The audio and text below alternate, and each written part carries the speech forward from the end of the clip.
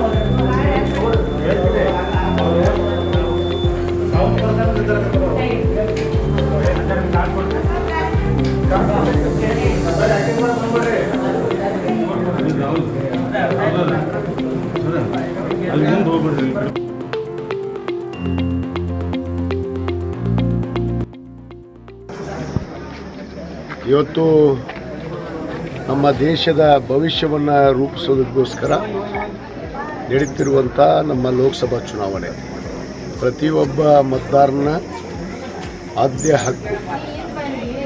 ಇವತ್ತು ಮತವನ್ನು ಚಲಾಯಿಸುವಂಥದ್ದು. ನಾನು ಮೊಟ್ಟ ಮೊದಲಿದ್ದು ಈ ದೇಶದ ಎಲ್ಲ ಪ್ರಜೆಗಳಿಗೆ ಇವತ್ತು ತಾವೆಲ್ಲ ಮತದಾನವನ್ನು ತಮ್ಮ ಹಕ್ಕನ್ನು ಚಲಾಯಿಸಿ ತಮ್ಮ ಹಕ್ಕನ್ನು ಈ ದೇಶದ ಭವಿಷ್ಯಕ್ಕೋಸ್ಕರ ಸ್ವಾಭಿಮಾನಕ್ಕೋಸ್ಕರ ತಾವು ಮತವನ್ನು ಚಲಾಯಿಸಿ ಇವತ್ತು ತಾವೆಲ್ಲ ತಮ್ಮ ಆದ್ಯ ಕರ್ತವ್ಯವನ್ನು ನಿಭಾಯಿಸಬೇಕಾಗತ್ತೆ.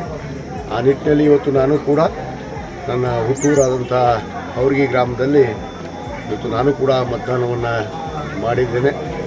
ಅದರಂತೆ ಎಲ್ಲರಿಗೂ ಕೂಡ ನಾನು ವಿನಂತಿ ಮಾಡ್ಕೊಳ್ತೇನೆ, ತಾವೆಲ್ಲರೂ ಮತದಾನದಿಂದ ದೂರ ಉಳಿಯುವಂಥ ಕೆಲಸ ಆಗಬಾರ್ದು. ತಮ್ಮ ಫಂಡಮೆಂಟಲ್ ರೈಟ್ ಇದು ಪ್ರತಿಯೊಬ್ಬ ಪ್ರಜೆಗೂ. ಆ ಒಂದು ತಮ್ಮ ಹಕ್ಕನ್ನು ತಾವು ಯಾವುದೇ ಕಾರಣಕ್ಕೆ ವಂಚನೆ ಮಾಡಬಾರ್ದು. ಅದಕ್ಕೆ ತಮ್ಮ ಹಕ್ಕನ್ನು ಚಲಾಯಿಸಿ ಮತದಾನವನ್ನು ನೀಡಿ ಈ ದೇಶದ ಭವಿಷ್ಯವನ್ನು ಇವತ್ತು